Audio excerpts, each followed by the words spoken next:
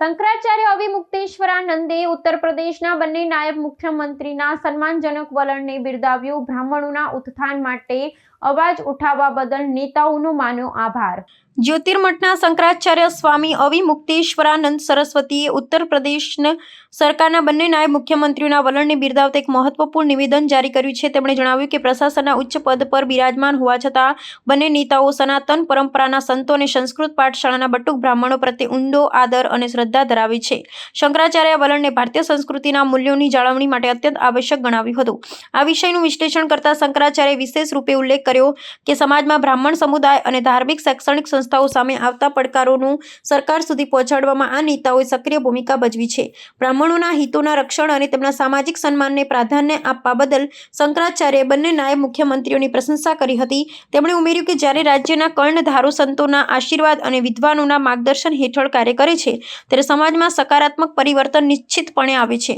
નિવેદનના અંતમાં તેમણે આશા વ્યક્ત કરી હતી કે ભવિષ્યમાં પણ રાજ્ય સરકાર ધાર્મિક વારસા અને બ્રાહ્મણ સમુદાયના ઉત્કર્ષ માટે આવી જ સંવેદનશીલતા સાથે કાર્યરત રહેશે।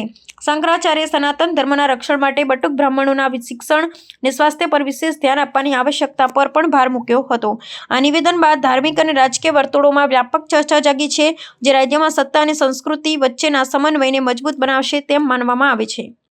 आज उत्तर प्रदेश में मुख्यमंत्री के पद पर बैठे आदित्यनाथ जी को उन्हीं के नीचे बैठे दोनों उप मुख्यमंत्री कहीं ना कहीं बहुत बड़ा प्रश्न चिन्ह उठा रहे हैं।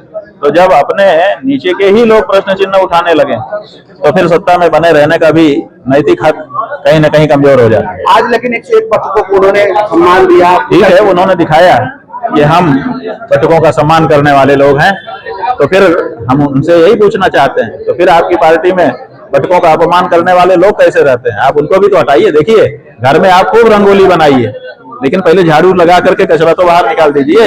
तो जो पटकों का अपमान करने वाला है वो तो जहाँ का तहाँ बैठा है। आप रंगोली पे रंगोली बनाए जा रहे हैं, फूल पे फूल उड़ाए जा रहे हैं, इसका क्या फायदा है? महाराज जी, आज 21वां दिन है और 40 दिन होने के बाद आप क्या कदम उठाने वाले हैं? बात यह है कि हमने सब कुछ पहले ही दिन बता दिया है। 20 दिन हो गए प्रतीक्षा करते समय, जो जो कुछ सामने दिखाई दिया उसका विश्लेषण भी हमने सामने रख दिया। अभी तक योगी आदित्यनाथ की ओर से अपने असली हिंदू होने का कोई प्रमाण देते या उसकी तैयारी करते हुए वो दिखाई नहीं दिए हैं।